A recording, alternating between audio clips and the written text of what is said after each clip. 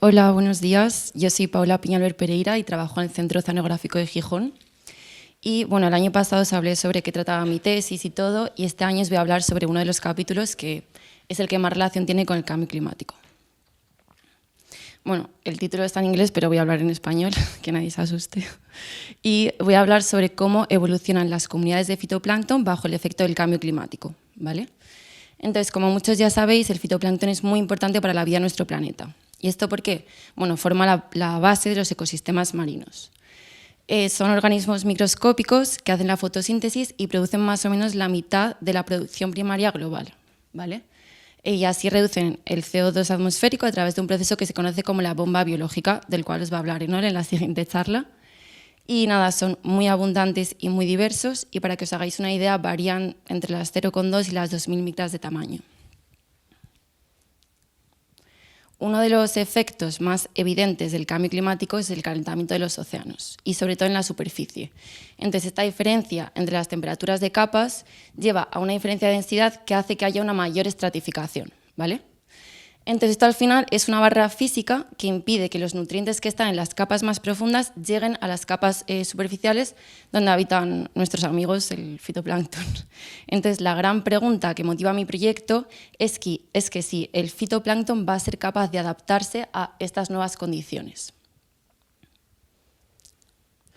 Y para eso tenemos que entender cómo se adapta el fitoplancton, ¿vale? Cada especie está adaptada a unas condiciones de nutrientes, temperatura y luz que son óptimas para su crecimiento, ¿vale? Pero si estas condiciones cambian, entonces van a ser nuevas especies las que van a ser favorecidas por el sistema a través de lo que se conoce como selección natural, ¿vale? Y si estas nuevas especies han aparecido a raíz de una mutación, entonces estamos hablando de evolución. Ahora, os voy a poner el ejemplo con varias especies y me gustaría que os fijarais en dos patrones muy importantes. Por un lado, cuando baja la concentración de nutrientes, las especies que más se favorecen o las que más rápido crecen son las más pequeñitas.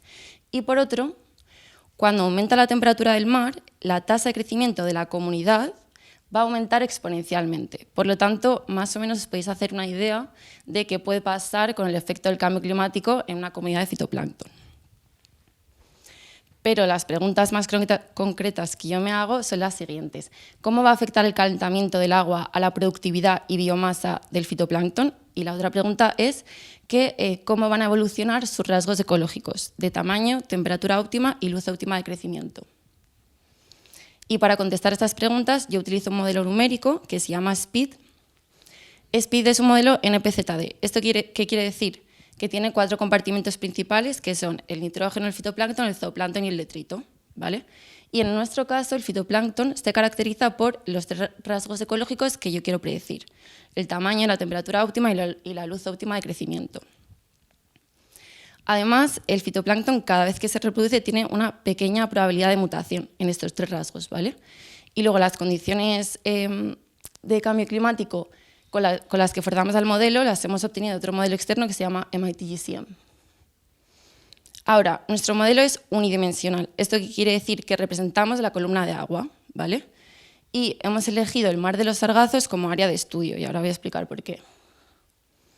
El Mar de los Sargazos tiene una estación de observaciones que se llama BATS, que tiene una de las series temporales más extensas del mundo, ¿vale? Además, es un sistema que tiene baja variabilidad horizontal, lo cual es muy apropiado para estudiar la columna de agua, y es un sistema oligotrófico. ¿Esto qué quiere decir? Que tiene una baja concentración de nutrientes y, por lo tanto, creemos que va a ser más sensible al cambio climático.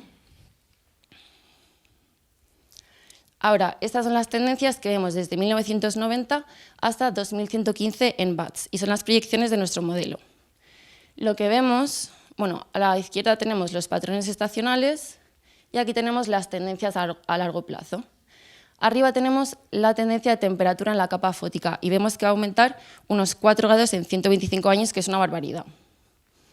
La capa de mezcla va a volverse más superficial por el efecto de la estratificación y la inyección de nutrientes de las capas más profundas a las capas más superficiales va a verse reducida.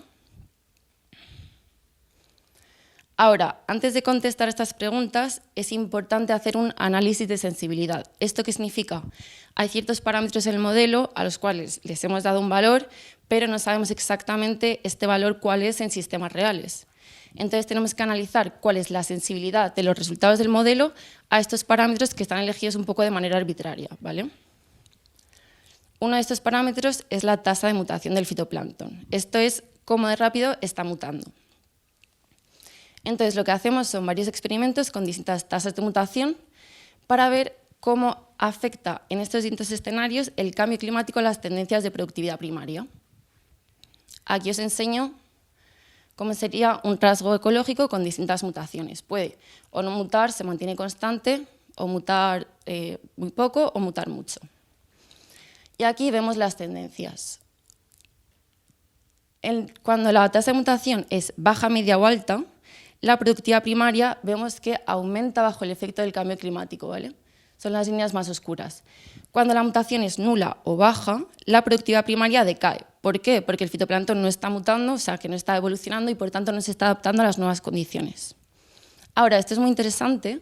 Cuando la tasa de mutación es muy alta, ¿vale? Que sería la línea oscura, vemos que la productividad primaria aumenta, pero la productividad total es más baja que el resto de escenarios. ¿Esto por qué ocurre?